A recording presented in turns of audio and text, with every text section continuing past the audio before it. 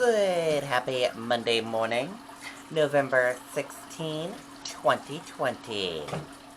I'm Riley King, and welcome to the Riley King Newscast, right here on the Riley King Network. Let's begin. First step, 361 new COVID-19 cases announced by New Hampshire health officials. New Hampshire health officials reported 361 new COVID cases on Sunday. Now let's take a look at your COVID-19 numbers in New Hampshire. 14,671 number of people in New Hampshire have tested positive for COVID-19.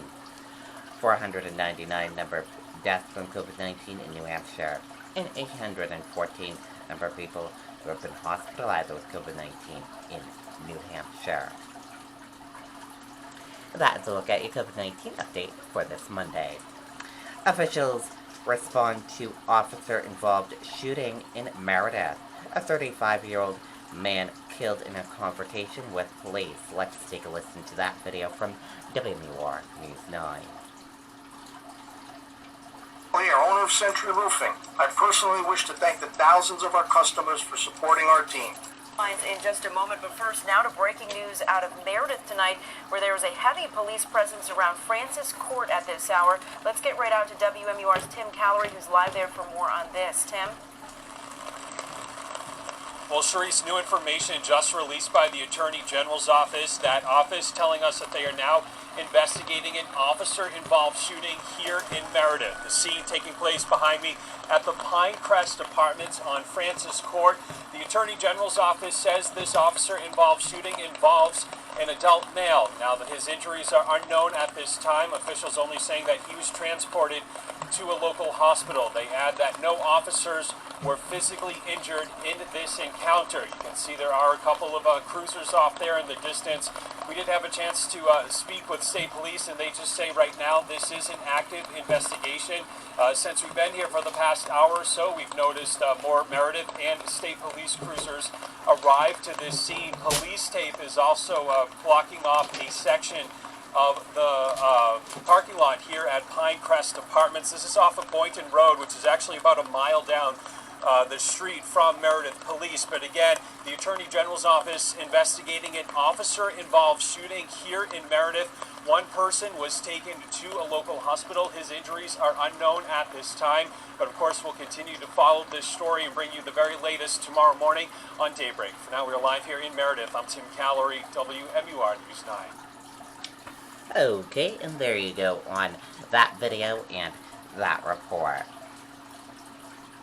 New Hampshire hospitals prepare for potential increase in patients. Testing PPE available.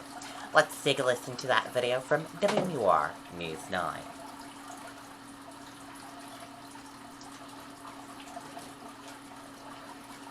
It's the official tractor of Tough Cat Month at Mahindra. Get great deals on all. As COVID-19 surges in New Hampshire, hospitals are preparing for the potential of its numbers to rise as well. If there was any benefit at all to the first surge of COVID-19, it's that we learned what works well and what doesn't work well. Catholic Medical Center currently only has a handful of people hospitalized with the virus. Unlike the spring surge, they're not seeing as many older or high-risk patients. This time we seem to see a lot of younger people and healthier people coming down with the virus, and they don't necessarily need hospitalization. Despite the financial challenges of 2020, hospitals say they're better prepared now for an increase of cases because of the availability of testing and PPE. That allows routine procedures to continue. We know how to convert a unit to be a COVID isolation unit if we need to.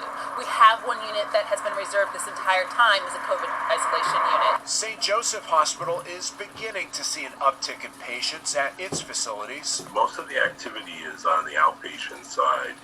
People coming in with, typical symptoms, but not in a critical state that requires hospitalization. When we look at the number of cases that are coming into our emergency department, a lot of folks who are wearing a mask, and in small social gatherings. Hospitals say the message is more important now than it's ever been to social distance, wear masks, and stay home if sick. Just be sensible. We can get through this, but it really does take everybody doing their part.